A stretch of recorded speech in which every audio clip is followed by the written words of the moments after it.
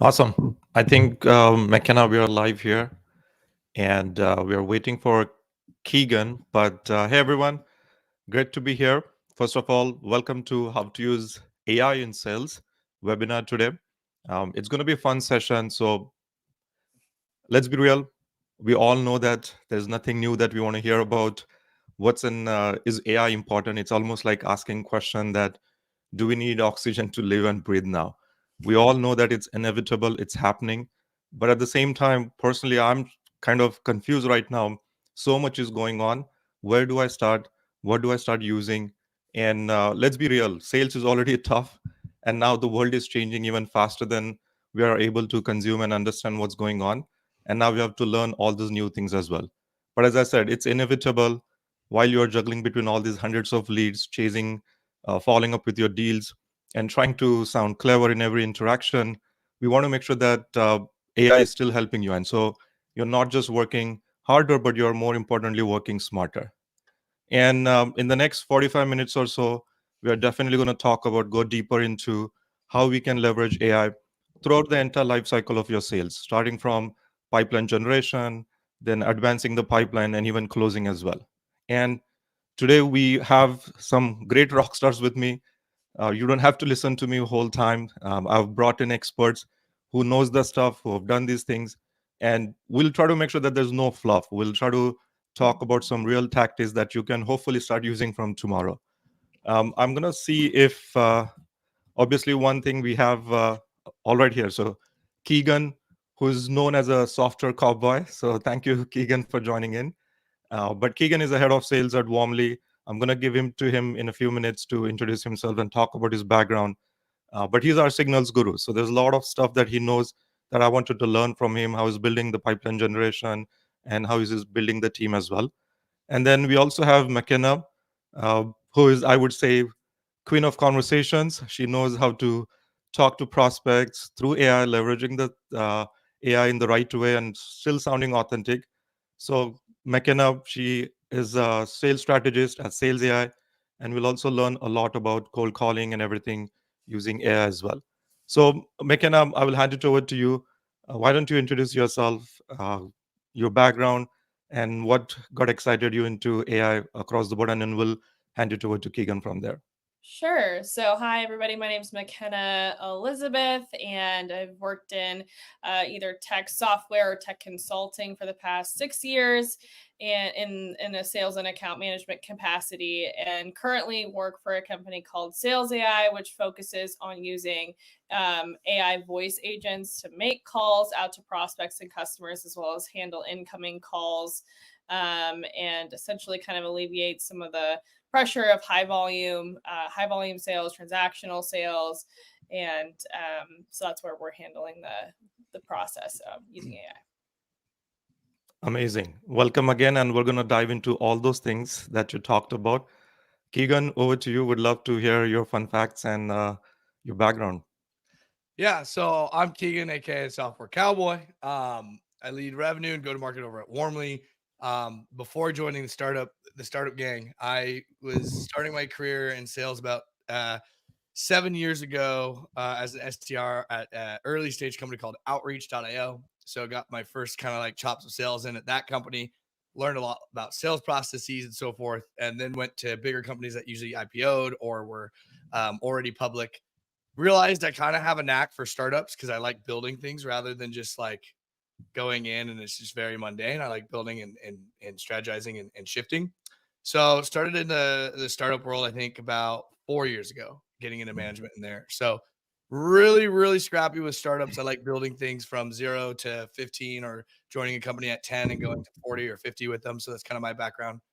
Here to talk about how to work smarter, not harder, using AI in terms of mimicking your reps when it comes to maybe chat or and having the AI that's generative be able to answer A through Z, as well as using signals to go after the 25-30% that are actually interested rather than just going after the cold Yeah. Arctic tundra leads that sometimes never convert.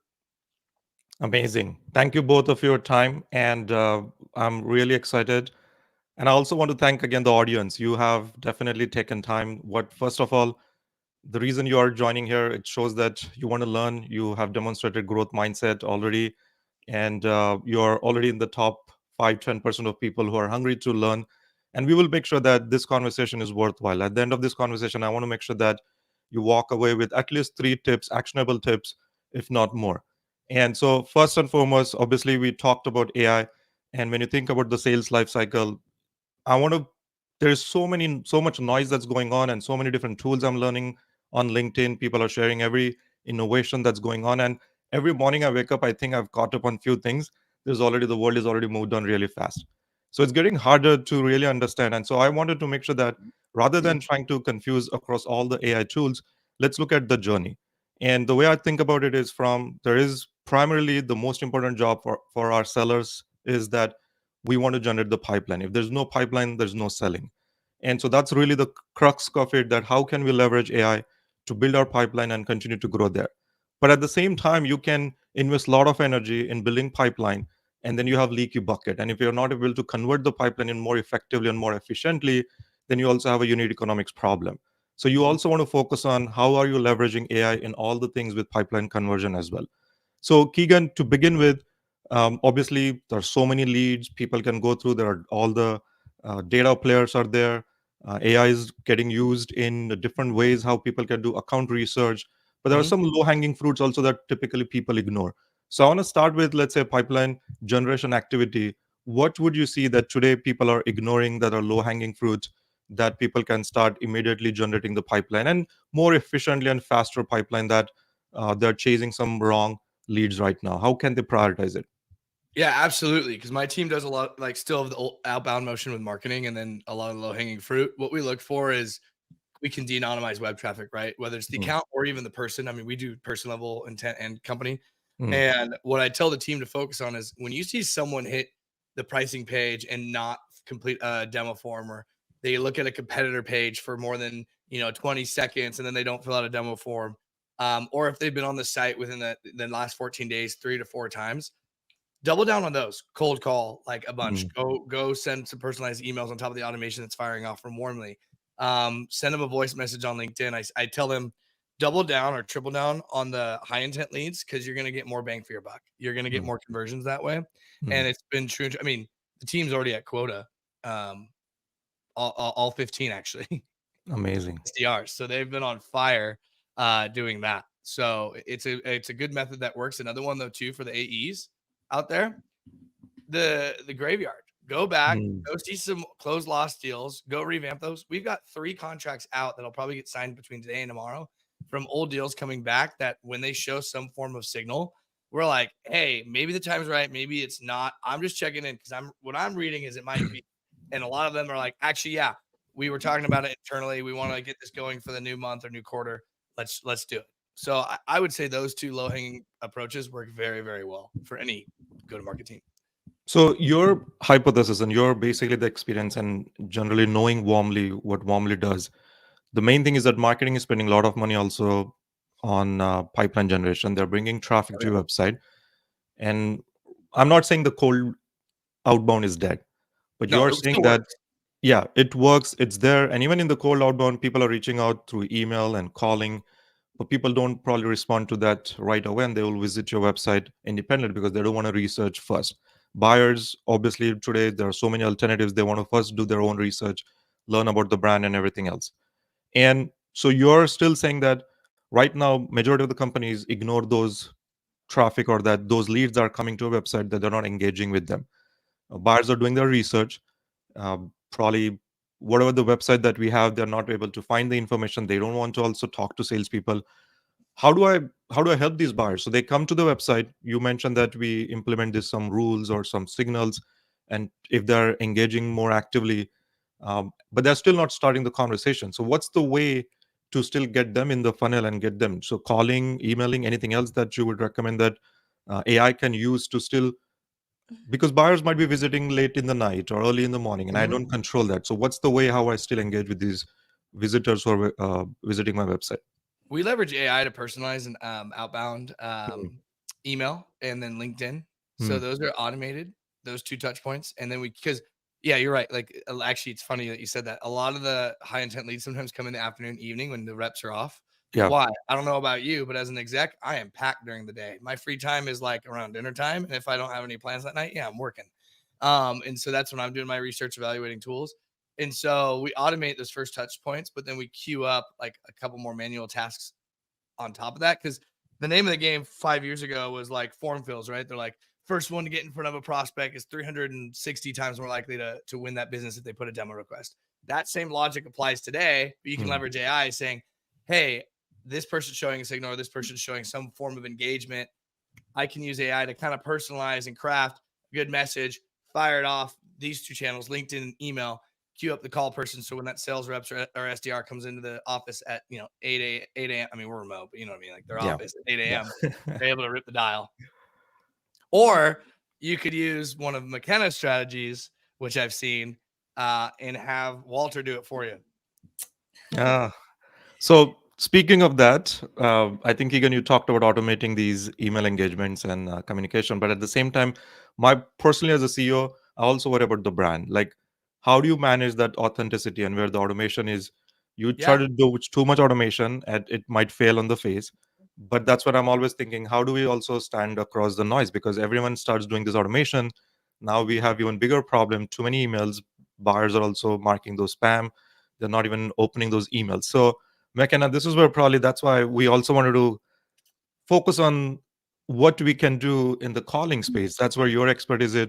So would love to understand when you think about it, how to stand out across Mhm. this noise and still make this conversation authentic. What, help us understand what you have seen in the market and maybe success stories or two that you have seen it. Yeah. Well, I guess to kind of take where Keegan was originally, talking about how we're looking at intent data, we can see who's interested in our product. We're seeing who's visiting the website, who's clicking on our emails or our links or whatever. But they're for some reason they're not taking action, and so Mm, I feel like that's a great leapfrog or a great like starting point to call them and say, hey, I don't know if we're the right fit for you. Like, tell me what you're looking for. Like, help me understand what you're trying to accomplish and just being really curious like hey, I'm not here to like hard sell you. I'm here to understand like if we can help you or not, and people will really open up and Mhm. share with you like what they're trying to do and what problem they're trying to solve for. And you could use a combination, right? Like you might have an AI agent reach out to them, and have that that sequence automated. Maybe they're not wrong timing, they're not picking up the phone, you're Yeah. going to call them yourself as well. People are going to respond to different things, right? yeah, Like some people are going to respond to a personalized phone call, some people are going to book based off an automated email with a link to your calendar. Some people, everybody's responding to something different, so it's not like there is this magic bullet for everybody's going to, you know, book with you for the exact same reason at the great point. exact same time. Yeah. I think that's a great point that you're saying that at the end of the day, omni-channel is still there. Oh yeah. Buyers have their own preferences. You got to figure out there's no one channel. Like if you're hearing a lot of noise out about AI automation in just emails, don't just optimize that channel. You still want to make sure that when buyers are visiting your website, per Keegan's input, have automated sequences or even chatbot interactions that will help buyers either they're on the website, help them right there. If they don't stay on the website too long, then have your automated email. But McKenna, you're taking it to the next level. Now you're saying even have automated agents calling, voice agents calling them. Let's Mhm. dive into that a little bit. How mature these calling agents are today to handle, let's say someone picks up the phone. Mhm. What is the level of interaction that we should be able to expect? And by the way, one of the things I'm also personally always curious, when you guys are experts, you have done it multiple times, how upfront are you when you're engaging with the buyers that you are an AI or automated system or automated bot? And do buyers appreciate that, or they feel that, well, you're trying to trick me, you're not the one that who you are supposed to be? So Mhm. would love to understand some of the tactics also, how you really handle and position you when the AI chat bots or bots or voice agents are going and calling people. Yeah. We really encourage people to be transparent about Mm, it. Like, hey, I'm an AI agent. I work for this company. I saw that you were looking at this, or I saw you requested more information, whatever. You requested a demo. You want a quote on your landscaping. You want us to build X. Mhm. And so not trying to trick people, not mm, trying to, we don't want it to feel scammy. You mm, want it to feel transparent. Hey, this is literally, I'm just a tool. I'm an employee of mm, them, right? And mm, really framing it like that. And The other thing is, AI agents can know everything about your business. You can Mm, put in your pricing, your competition, it knows how to frame it for whatever industry that they work in, like how your tool, your product, your service would be helpful for them. mm, And so it's giving them the opportunity to ask questions without feeling that sales pressure. Or it's just, hey, let's get you booked. Like, mm, let's get you in front of a human immediately. It doesn't need to be this long conversation. So if Mm, they're calling into your company and they just want to get more information and they just want to ask questions, that's where inbound agents are mm, better. I'm calling in.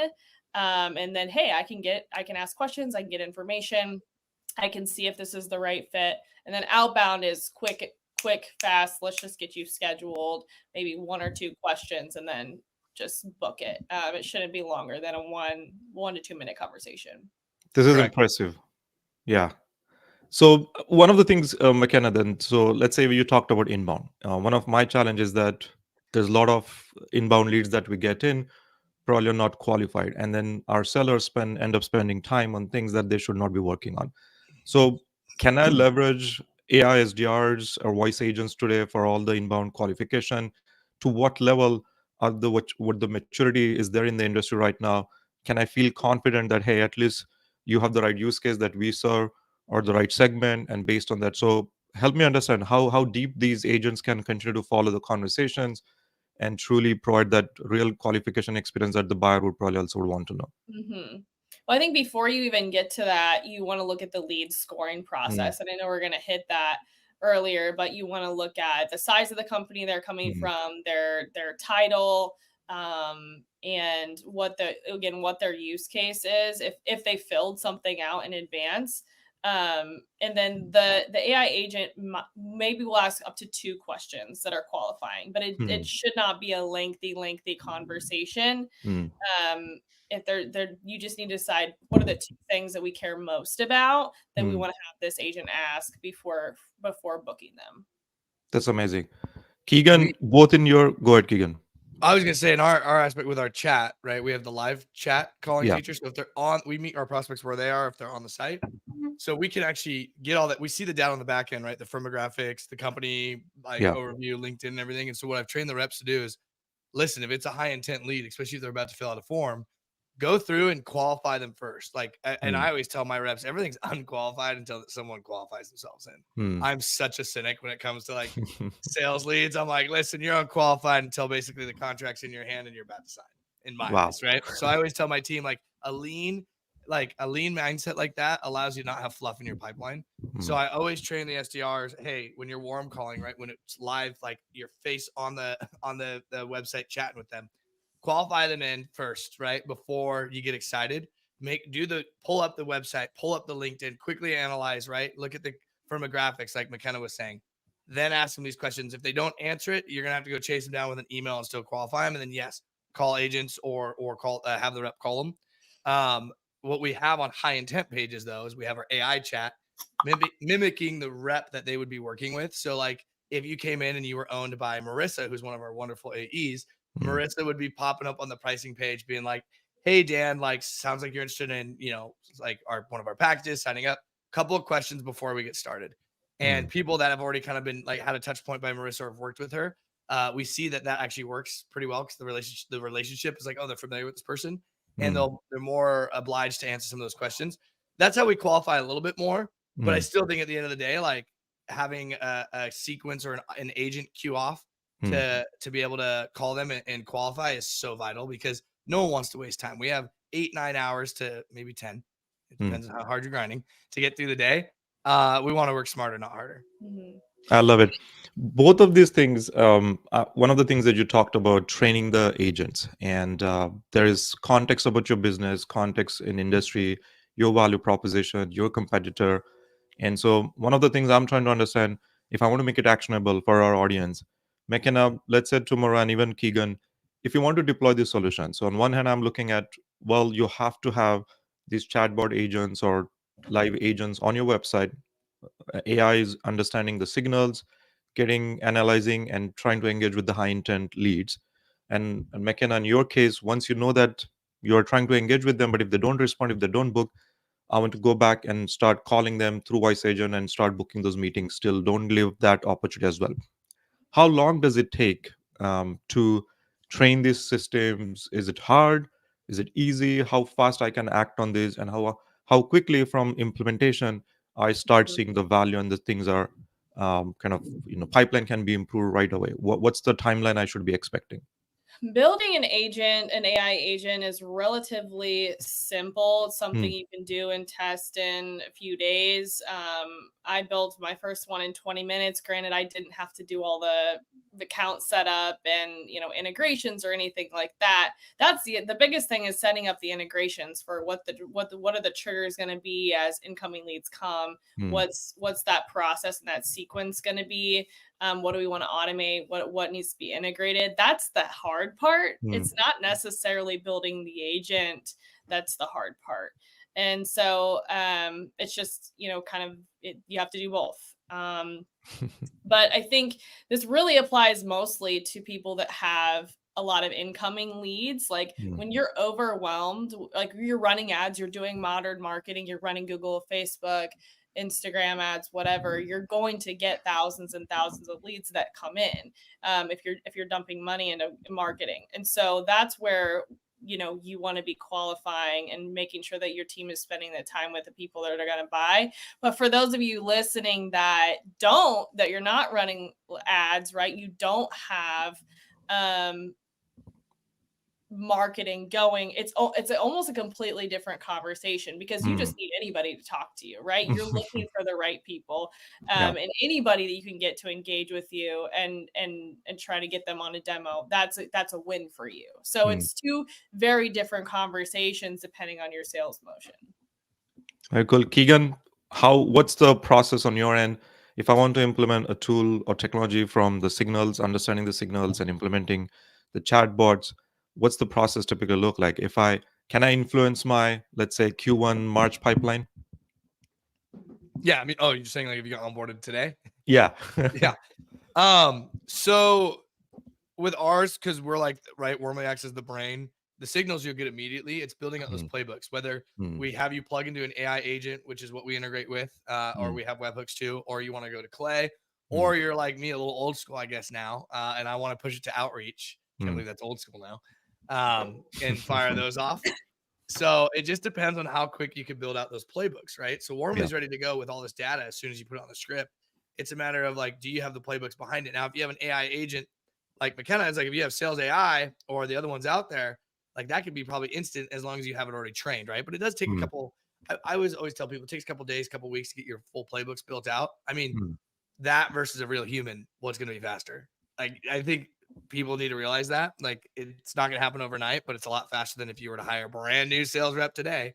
For us, the one that takes a little bit longer is the AI chat. We're coming out with generative AI chat. So as long Hmm. as you have the information to upload and train it, Hmm. after about a week of it doing some dry runs and running through, it's ready to have those conversations with real prospects.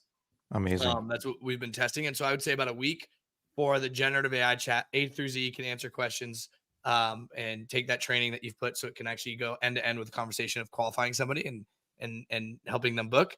And then I would say our orchestrations, if you already have sequences ready to go, or if you have playbooks ready to go, it can happen that week, right? If you are like, hey, I have nothing, I'm starting from scratch, that's where we help people out and give them some turnkey sequences, but it usually takes about a week and a half, 2 weeks. If you have an AI agent, I would say it's usually less than a week because we can plug into that.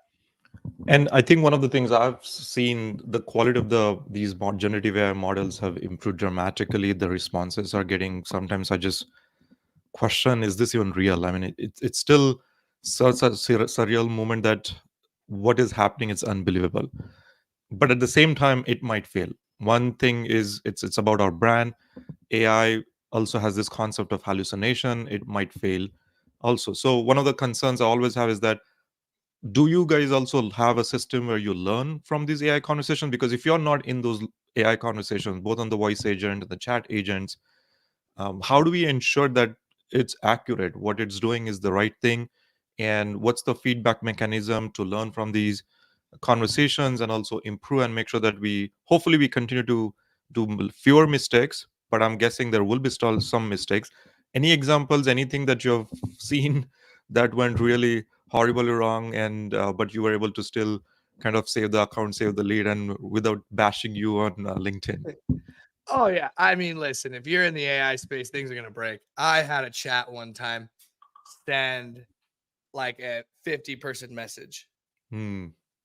Like Wow. not sorry, not 50%, sorry, a 50 word or like 100 word. Like it was just long. Like I was like, dude, I don't even like when I get text like that, that scares me. Imagine getting that on the chat. So we just had to work with the AI chat prompt and like train it a Hmm. little bit more. Hmm. However, I jumped in and I made a joke about it. I was like, whoa, robots gone wild. This is real Keegan. Sorry about that. And the prospect laughed. It was like, you just got to change your prompt. Like they were familiar with AI. Hmm.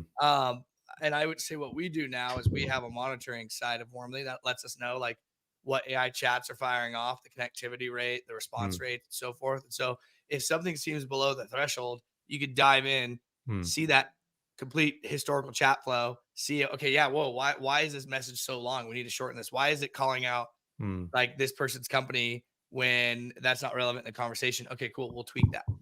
Okay. McKenna, how have you heard where the AI voice agents agents have gone hallucinate. complete? Yeah, or people will throw like it's usually not objection handling. AI does a great job at, like, you throw an Amazing. objection at it. It's more of if there's like multiple people on the phone with it, it doesn't Hmm. know how to handle that, and it will just respond in an odd way, or if there's specific questions that you build into its programming. Hey, I want you to answer this a certain way. Hmm. Sometimes somebody will ask a question that's close, but it's not really, and then it Hmm. spits out that answer, and then it doesn't seem like it was in context at all. And so it's yeah, it's not perfect at all. Certainly, there's a lot of improvements to be made, I think. In That's why I say, like, it shouldn't be a long conversation. It doesn't need this lengthy thing. I mean, I think Keegan's talked to Walter for like 4 minutes. Walter's an AI agent that I built, but generally speaking, it needs to be just a short, quick conversation. And it's better if the person's expecting it and they are familiar with your brand, and or their closed loss deal that was closed loss due Interesting. to timing, or right, and having AI agents call through people that are already familiar with your brand. And again, they're just like checking to see if it's a better time or if your budget's in a different place, and then getting that immediately over to a human so that they can actually close the deal. We don't, we still want that human interaction to be a huge part of the closing process. AI is really not ready to be closing people just yet. That's amazing. Since you talked about closing, let's probably shift gears towards what I was talking about earlier on the pipeline conversion. Largely, when I think about pipeline conversion, you have two things predominantly: advance the pipeline and then eventually close the pipeline. Keegan, you're managing the team right now with all the AEs. What do you think from a once the meeting is booked on the calendar, people are doing the demos, what is the most, I would say, biggest time suck activity that the reps have that they hate doing it, and where AI is helping them today? Oh God. We had this great debate the other day about like inbound deals on the AE's calendars. And they're like, wait, you want us to take same day demos? I was like, yeah, we're a startup. We're scrappy. This ain't IBM. Like, come on, like same days. And they're like, well, what do I do? Like, can I set like 4 or 5 hour blocks? I go, you can set 1 hour blocks on your calendar. Hmm. Someone comes in at 8 a.m. and they want to demo with you same day at 9 a.m. I want, if your calendar is available, for that to be allowed. And so they were like, wait, there's so much research to do. There's so many things. And I'm like, that's where you can use AI. Hmm. You can do a lot of company research using AI. I'm like a Gemini fan. I'm a Chat GBT fan. We use the new 3.0 that Chat GBT that just like released whatever it is. Yeah. It's a lot of money, but we pay for it anyways as a company. We are using a lot of those tools. You can use research tools now, like that have baked in AI. Like one of our other tools that we partner with and resell a little bit is Loihi, and they use AI to like score and go find all this public research, and you can basically create queries of like what you want to find, and it like goes and scrapes them. So we Hmm. have many different ways that like basically a list of AI tools that AEs can use to be more efficient and effective. Hmm. And after going through that training, they transformed from like I need more time to being like, hey, as long as I have enough credits, I'm good to go. Hmm. Amazing. McKenna, have you seen something in, let's say the meeting is booked? How where have you seen, you have been seller yourself, what used to be your own personal frustrations that you have seen now, those pain points are either handled by AI, and you're helping yourself to either have more efficient conversations, and you're saving time in things that you used to hate doing it. I mean, my biggest time saver is using AI follow up. So having an Mm, AI meeting note taker, mm, like Moma, joining the meeting, getting all of the pain points, what was discussed, next step action items, and then being able to quickly write a follow up email that mm, summarizes everything that was discussed and what the next steps are. Spit that immediately, insert that into a follow up with a customer with a template with here's, interactive demo to review, here's some recordings, whatever, here's what we discussed. Instantly send that. Follow ups used to take, in previous companies used to take me like, 20, 30 minutes. I was trying to be super thorough and I had to manually write out what we discussed and what the next steps were. Now you don't have to do that anymore, and you shouldn't be doing that. AI is going to do it better anyway. So the post demo follow up, and then just like the automated sequencing too of like, here's mm, additional content. Like my big thing is like continue to like spit value at people, like just share additional values, like little video clips, little snips afterwards until that next follow up meeting, just to keep dripping them. Almost, you're not asking for anything, you're just trying to give them more education and more value and get them more familiar with your product. And I firmly believe that the more content that a buyer watches about what you sell before even coming in the door or after, the better that they're going to feel about making that buying decision with you. this is interesting. So you're suggesting that even after they talk to you for the first demo, you did the demo, leverage AI in automating the note taking, doing the CRM data entry, don't waste time there. That's great. But then when you're doing also even the follow-up emails, AI is helping you, instead of spending those 10, 20 minutes, you're automating the follow-up emails also. But Mm-hmm. you're saying that don't just send that one email, have another automated sequence, and just to keep them as a drip campaign. Yeah. I think, It's uh, required for us. yeah, We yeah. we have SQO sequences. I'm like, if it's an SQO and you're marketing it as SQO, it has to be in the sequence. If it's not, every rep gets a ping from me. This needs to be done within 24 hours, or I'm removing you from the inbound round robin. Oh wow, that's pretty strict. So, and then essentially, then you're saying that the content, I like that you're generating either video content, and buyers are, because in that whatever the first demo meeting that you're going to have, they're not going to learn everything. I'm sure everyone feels that way, that our platform is comprehensive. If they would have learned this one thing and that other thing, they would probably find us differentiated compared to the competitors. And you don't get that time during the demo, but this leveraging this approach of keep educating them even post the demo itself, and keep them engaged even though they will be. And this is where one of my thing was that a lot of the times what happens is that if the reps are not strategic, if they don't book the meeting on the calendar, sometimes it happens, sometimes buyers are also difficult, they don't want to spend immediately scheduled time with you. How can you leverage the AI and combination of Keegan, either other signals that you can keep monitoring, or even McKenna, to your point, leveraging the voice agents? Have you seen the voice agents or anything to be deployed to increase the follow-ups, and people are ghosting me and I try to uh, leverage them and book meeting back again? Have you seen those use cases at all? Demo no shows, doing campaigns for demo no shows, um, is another great use case. Like Mm, having a call back through those people regularly to try to get them back on the calendar, and maybe you could have it immediately live transfer to an SDR to mm, actually figure out, okay, hey, this was the AE that talked to them last. Like trying to get them with the same people, not mm. introducing them to new people every time, is usually better than having the AI just schedule it round robin again on everyone's calendar. Especially if it's like it's a follow up no show. Like they've Yeah, already had a demo, they no showed the follow up. Okay, how can we get them back engaged, and try to close that deal? amazing. And I think one of the things we talked about, now let's say follow-ups are done, let's say buyer is actually moving the conversation forward, but at the same time, now this is where you're trying to advance deals. Keegan, you as a leader also, you probably must have seen, even after the lot of inbound is coming or even outbound, you're booking these deals. Some deals do get, they fall through the cracks, and you can't really know what's going on. How is AI helping me, even as a leader or manager, to learn these signals ahead of time that my reps are not spending time on wrong deals, or also, hey, this is probably it's going wrong. Are there signals or things or tools or AI that's helping me as a leader to know about these things ahead of time? And because reps also, one of the things I struggle with, they do have sometimes happy years. They think things are moving forward. Oh They have yeah, all subjective the time. opinion. Yeah, right. So yeah, this, don't worry about this. This will close this month or this quarter. But how you can learn about these signals that as a leader you have experience, but AI is even more experienced probably learning about what's going on, and help me be on top of my pipeline for my reps.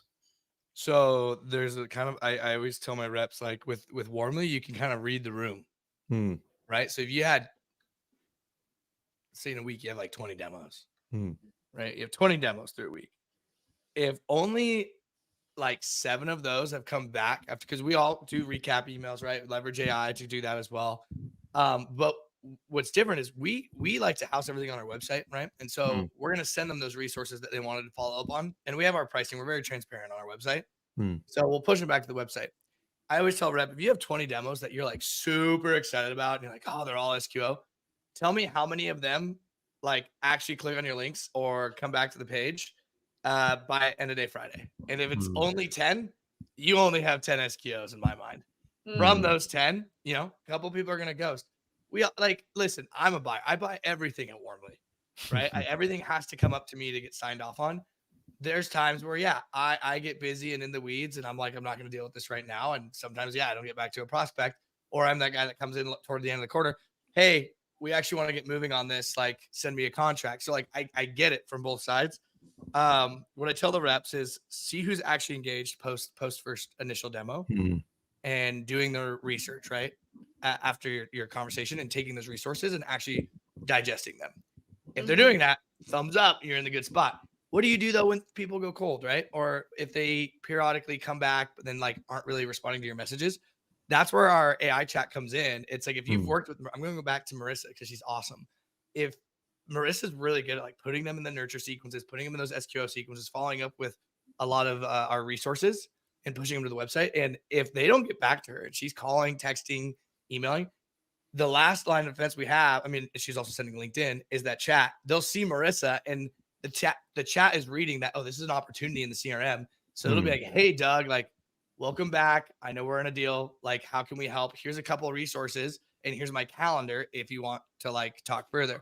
We have seen that, about 15 to 20% of deals that start to go stale, that chat will pop up and they'll book another next step with that rep Hmm. and get back on the hook, especially towards the end of the quarter. Why? You're CEO. I'm an exec. We know that sometimes decisions are made towards the end of the quarter to really get started for the next quarter. Yeah, mhm, So that this works is very, amazing. very well for our team. And again, being able to read the room, like we have the curtain revealed now with Warmly. So I always tell people, like, listen, even if they seem really excited, they're like, we're gonna get started on this ASAP. If they have not come back to the site to do research, or anyone else from their company hasn't come back from the site, they may have just gotten excited in the moment and said that. Hmm. mm, yeah. Hmm. That's amazing. Great insights there.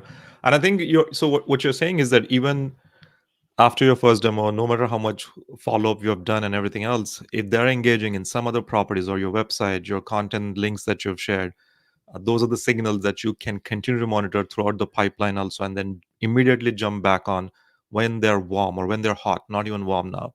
Mhm. And that's where also the AI, both McKenna, to your point, calling could also still work at that time because they are visiting my pages when I'm probably asleep and not working, and so that's amazing. One Before we kind of try to hand it over to the audience and learn their questions, one last area I always wanted to know.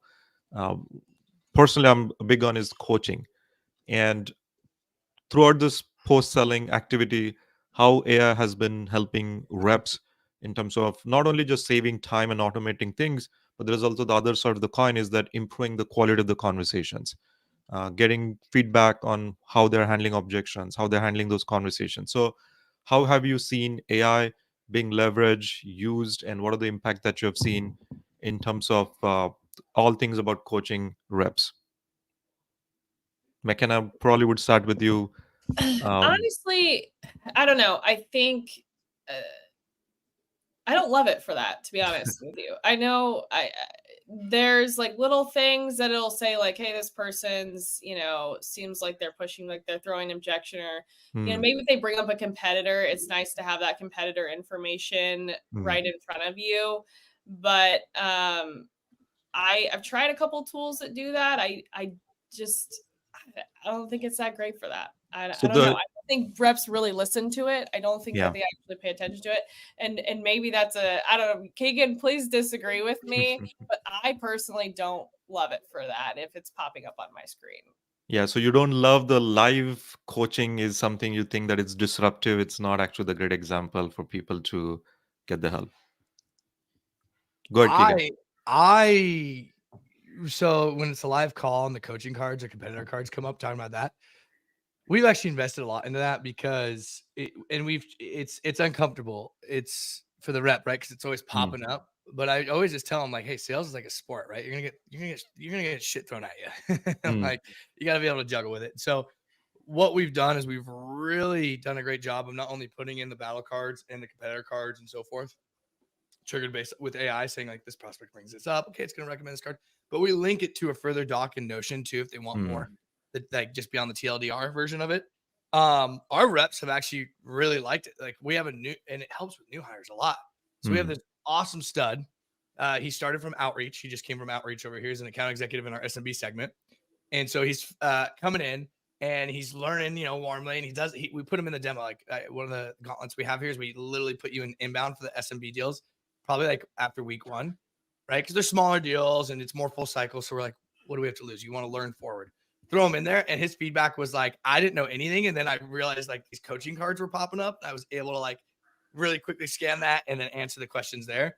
So I would say it's not everyone loves it, but they do find hmm. it resourceful and helpful. And I personally, as a leader, like it because the one thing I tell my reps to get on my bad side is if you're not resourceful. Like I'm Hmm. like, we have all these AI tools, we have enablement tools that are driven by AI, we have these coaching cards, we have these call recording technology that helps analyze. Like you got to be comfortable with things popping up and being able to find those resources so you can win more deals and just be resourceful. Because the last thing I want is someone not being able to do something because they don't know where to go, don't know where to start. And I think I like the way you said it because you're saying that on one hand, to McKenna's point, if it's disruptive, if it's too much noise, I don't want to pay attention to it because during the moment, you want to be fully attentive, you want to listen to the questions properly.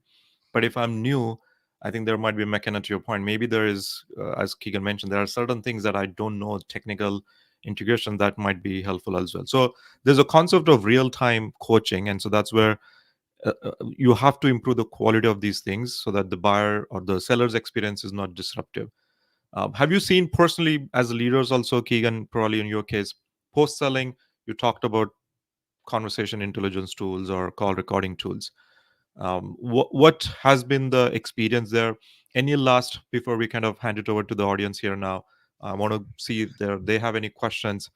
What would be probably one or two things that you have done leveraging these tools, improve your enablement, improve the coaching post selling, not during the live call, Yeah, but post have you selling. seen reps getting better in certain areas? What are the things that I should be monitoring? How do I leverage these tools that AI is analyzing the calls? What are the low hanging fruits that I can go back and, hey, this particular area that help our reps? So I would have the same question for both of you. Your parting advice to the audience here, one or two things that they can leverage from these tools to help reps to get better in their conversations. I first of all, as a leader, right? My team is 30 people now, and that's not even the largest team I've like managed. I've managed a team up to 50. Um, like it's the one tool that I don't think a lot of people talk about that is like part of your top 5 tools that you have to have as a sales leader is the call recording, right? And Mm, coaching. And so that's like one of the first things I stand up.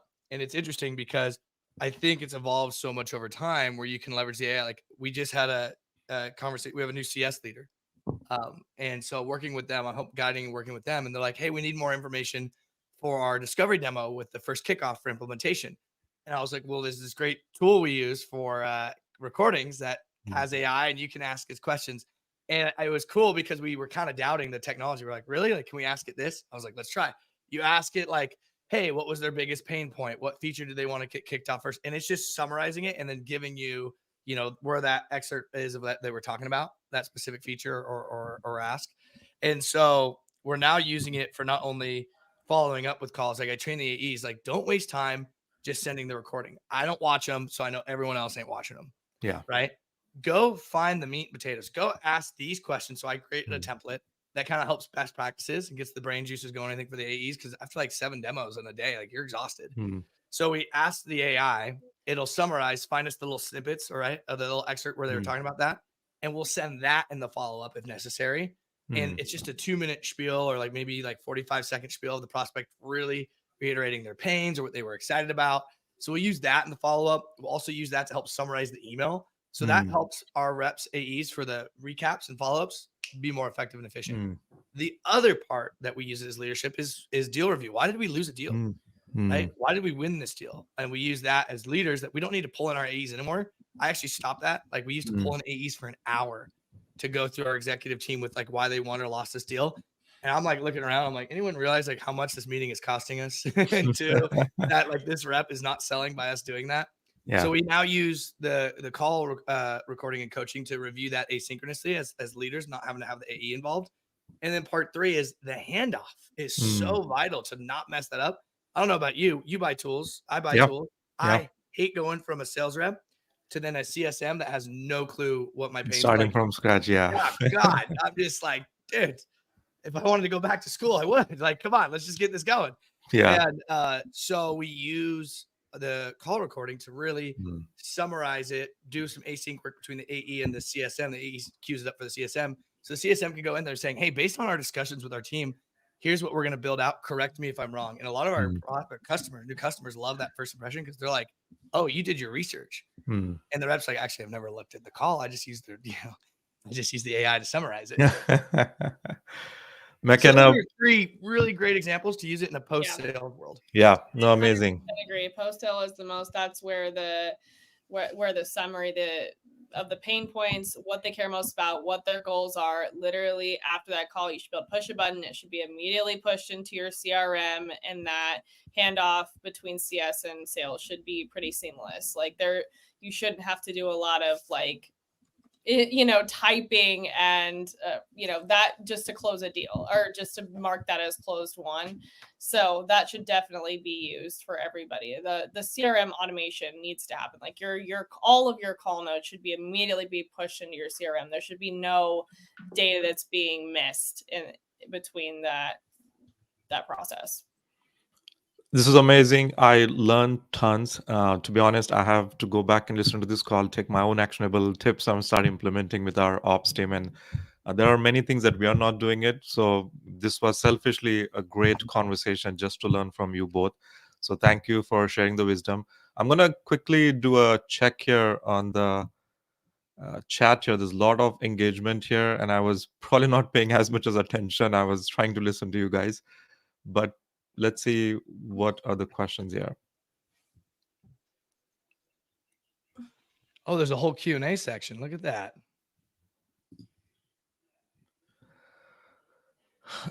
What tools are you all using to get website visits and intent data? Obviously, Warmly is one that I'm suggest, but if there are any other tools, Keegan, you want to highlight that were probably things that Warmly doesn't do, and then you have adjacent tool in Warmly. That what would be that?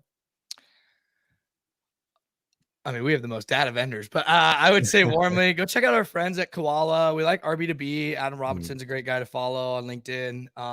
But in our space, you'll see for like down market, you got Koala and RB2B, good entry level pricing. You've got Warmly. Those are the 3 that like I actually personally like love to recommend. We don't mudsling here. It's like sports, right? We're all in the team playing the same sport we love, right? So I would say those are the 2 other opponents or teams that we face off against that we actually admire and appreciate: Koala and RB2B, and then Warmly. And then just they all allow you to test the data. So go do a data test and see for yourself. Okay, so quality of the data is still important, and so you have to test it out. Similar to that, there's another one. Jordan asked the question. So McKenna, this could be for you. For cold calling, have you had luck with AI agents in pure cold calling, not let's say inbound leads and everything. And also the challenge that they're saying is that there are gatekeepers. If they're Mhm. calling to, let's say, doctor's office, they're not going to directly call to doctors and they want to book meetings with them. So have you seen these kind of challenges, how AI or cold calling has helped Yeah. people, or these people have tried it but they did not find luck? When Any we look examples? at the case studies, really the where the AI agents do the best is people that are familiar with your brand, have visited Hmm. your website, are a close loss deal due to timing, pricing, budget, whatever, Hmm. and it's re-engaging them or engaging them after they've heard of your brand already, Hmm. in some capacity, or they're looking for you. It Hmm. for cold calling, we've done a lot of different campaigns now in different industries, and it's just you'll get one-offs, you'll get some bookings, but Hmm. it's still not higher. Cold calling already is hard for Hmm. humans to do. Hmm. And yeah, AI can go make tens of thousands of calls at once, but if they've never heard of your brand and Hmm. they're not looking for you and they don't really want what you have to sell and an AI agent calls it yet, it's just we're just not there yet. So they really do need to have some sort of intent. This is refreshing. I was also curious because there's so much noise, so much is going on, and everyone is Yeah. trying to automate that. Yeah, But and then love that. to your question about gatekeepers, I realized I didn't answer that. Yeah, It's not great with gatekeepers. yeah. Just like the agent knowing to wait on the phone for a certain amount of time or not, whether it's somebody's hung up with it or it's on hold, like, and then for it to restart the conversation again with a new person, it's just agents aren't there yet. And so Mm, using it to do anything but direct line calling mm. you're not going to find success with that. Okay, that's again great advice. That start with the low hanging fruit where everything is still warm. So the people who are seen you, heard about you, it's a lot effective to follow up with them because reps don't have a lot of that time, and so you can still use AI agents in the pipeline if they're already visiting a website. So there are many things that you can still make it valuable from those kind of interactions. Uh, Carl had a question about what does that AI tech stack look like to achieve all of this? There's a lot more there. Um, we talked about few tools, but are there any other AI tools that you both have used recently that you were pleasantly surprised? Was probably not relevant. We didn't discuss in this today's discussion, but you highly recommend that people should consider. I'll give a shout out to Autobound AI. Mm, We use that to go from so Warmly queues up, right? Like Warmly mm, sits on top of the tools to tell like, hey, your AI agents go after this person, or Clay do this, or your mm, sequencing tools or Marketo, right? mm, So we are using Autobound to connect to Outreach. And mm, so Warmly saying, hey, here's the 10 people that visited your Warmly versus 6sense page. It pushes to that sequence and Outreach, which then the API call between Outreach and Autobound scrapes their LinkedIn, personalizes mm, it, and fires off in like 5 to 6 minutes. And I was like the biggest skeptic for like AI driven emails. mm, And then I started seeing it go through after I've done like the coaching and the resources and the training for it, the modules. And it's insane that it can like it's picking up competitor data that I didn't even know. that's Like that amazing. this person's using competitor stuff. And I was like, oh, like that's a good way of putting it. Like in the way it words it, I was very impressed. So Autobound is really good, I think, for AI messaging. If someone wants to put that as an additional layer, Mm, I think that's where we're heading to. And if you have relevance, right, warmly focused on relevance. So if you have relevance and AI personalization, wow, it's a very powerful combo. I would say that is a great tool to leverage outside of what we talked about today. very cool. McKenna, you have been on the forefront. You, I'm sure, know a lot of tools also. So, what have you recently used that made an impact? So mine is more marketing focused. Mm, I started using a tool to write all of my like LinkedIn posts, and I tried using just regular ChatGPT or regular Claude to be able to do it, and it just it didn't work. The tone was not there. I wasn't getting the right like hooks and all of that. So I started using a tool called Poppy AI. I think the URL is get Poppy Poppy AI. And what it allows me to do is take every YouTube video, every podcast I've ever been on, every TikTok video I've ever made, or if you just want to press record and start just yapping about like what your opinions are on different things, And then you can like take high performing LinkedIn posts and it will take what you've said and write it in a style of a high performing LinkedIn post. And so I've been able to build out some maps of, here's all my content, here's what I've already said, just put it in a written form with a good LinkedIn formatting. And that's been how I've been able to write. I can write like 3 weeks of posts in a few hours, just kind of playing around with that. And I just haven't been able to do that with just a regular chat GPT license. So that's This where I'm is using amazing. it for marketing. No, Yeah. this is amazing. I wouldn't, you said it that this probably on the marketing side, but to be honest, I would say that this is still helpful as a seller for me. Mm-hmm. Today on LinkedIn, I need to continue to build my brand. Buyers are going to continue to see me more if I'm connected with them on LinkedIn. So I have to go and share content. And this writer's blog that buyer sellers have, they're like, I'm not an expert. What should I share and what should I talk about? So they do struggle.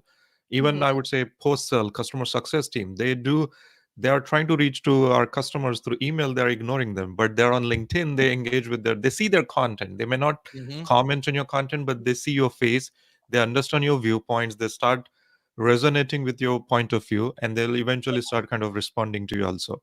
So I Yeah. would say that this is actually helpful in both sellers and customer success. They should be leveraging these tools. This is great suggestion. You got the content queen right here. People don't Yeah, know in the audience. She's more famous on TikTok, which has helped really blow up her career for the B2B world and get her a Yeah. lot of leads that way. yeah, If you don't know Warmly, I encourage you just to follow one member at Warmly, and you will see as a company, we set a really good example of like content is king. Mm-hmm. And you're right to say to that point of like, again, they ignore the emails. Shoot, I'm the worst exec with my emails. Like, I yeah, don't really check my inbox other than the morning and the afternoon. I'm just like in Slacks all day in meetings, like being more people focused. But I occasionally peruse LinkedIn, and that's where I'll see content, and then I'll tie it back Mm-hmm. together. Like, wait a second, I think that person's emailing me. I should probably get yeah, back to them. So the yeah. Yeah. content really does help. Yeah. Content is huge. I think more and more sellers need to be doing it because people will reach out to you and like people should be reaching out to you and asking you for demos or for meetings. Like Yeah. if you're doing content right, that should be happening like every single week. It happens to me every single week. And so we don't really do a lot of outbound because we're doing modern marketing and content. No, this is amazing. Thank you very much for both of you. We have probably 1 minute left here, but this was amazing content. I promised the audience, hopefully, the audience, shared that earlier that hopefully you'll get 3 actionable tips, but honestly, I might have 20. This was action packed, and there are tons of things I was not thinking about throughout the life cycle. And this is probably a great place to end. Any last advice, last minute thing that you would like to share? My last tool, this is that do with it what you will, but there's like this thing called Sonar AI where you can literally upload your Zoom transcript and it will of a meeting with a customer and it will write a song about it. Wow, And I think that could be a whole other like follow-up, like talk about a fun follow-up that people want to listen to, that's like a amazing. customized song about your conversation with them. And I could see that being shared with like other stakeholders or other people in the company just because it's a fun, cool thing that you can do with AI. And that could be another way to get in front of more people and help them sell your product up the chain. Oh, that's so funny. That's amazing. My last advice here is the early adopters are usually the ones at the top with the most wins. So if there's new technology that you're getting introduced, I recommend taking those demos, doing your due diligence, and adopting early. The amount of people, companies that I worked with at Outreach when it was early concept of sequencing that are part of IPO'd companies is insane. You're going to see that with this AI revolution that's going on. So definitely start adopting and experimenting and go all in. I love it. And this is, I would definitely say that that's so important because it's changing so fast. And if it's a cliche, everyone said that if you're not leveraging AI, someone else who's using it is going to replace you. And it's so true that all of our jobs are changing. I would not get worried that it's getting completely replaced, but at the same time, you have to learn and understand what are the things that you're on day-to-day job that you're doing that you hate, and don't wait for your leader or manager to go and tell, hey, use this tool. Then it's going to come across that, well, they told me, that's why I'm using it. What you're, go and explore those tools, play with it, have that bit of growth mindset, And I think that's kind of what I would do it as well. Thank you, both of you. I know we are about time here. So thank you, audience. Hopefully, if you're still there, we will be sharing the recording and you'll get all of these actionable advice again. You can go and start following up. And honestly, let's make an impact this quarter in the next month. Hopefully, we will help you to crush your goals as well. Thank you,